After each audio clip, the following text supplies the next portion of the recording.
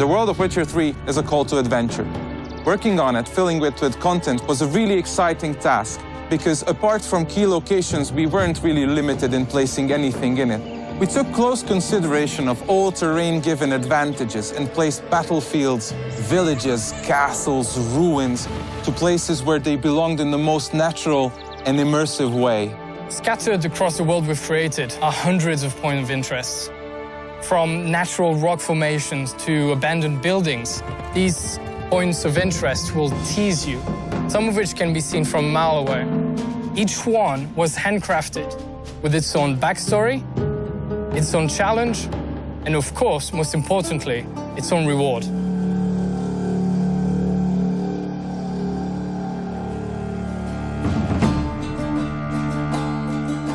While developing The Witcher, one of the key intentions was to create a world that is as similar to the real life as possible.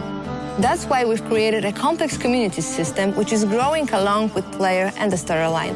Novigrad, which is the biggest city in the game, holds almost 2,000 residents, and each of them has its own agenda and his own life. Moreover, every person that you meet on your way in the game has their own set of reactions. And not only just to greet Geralt, but also they can be afraid when Geralt draws a sword, or they can complain about the weather conditions, or Geralt can overhear them talking about his past actions. The Witcher 3 Wild Hunt features a very vast and open world that you will explore any way you want. If you get bored by walking on foot anywhere in the game, at almost any time you can call your own horse. You can also cross rivers, lakes, and seas using your boat. However, it might get attacked by sea monsters or destroyed by a sea storm. You will be using this boat not only in quests, but also to reach regions that are not accessible otherwise. And if you decide you don't want to use your boat anymore, you can always take a step overboard and go for some swim, because Geralt is swimming and diving now too. And for those who value their time, we have also the fast traveling options. You will be able to use the fast travel points in every major place of the game when you unlock them in your quests. The Witcher features also a very, very complex day and night cycle, which will affect the environment around you.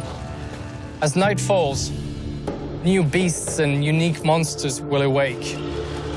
Now, as a Witcher, it is your choice to wait for dawn, or you can risk it and travel at night. As you explore the vast and rich world of The Witcher, you'll come across various encounters. The location, the weather, or the time of day will dictate the sort of experience you will have. You may, if you're lucky or unlucky, see a werewolf roaming through woods, or during the day, maybe some wild dogs chasing a deer. And all these are totally unique to you.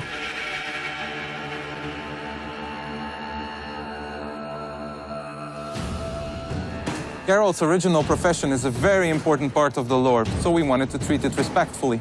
We wanted to give players the opportunity to really try what it's like being Geralt.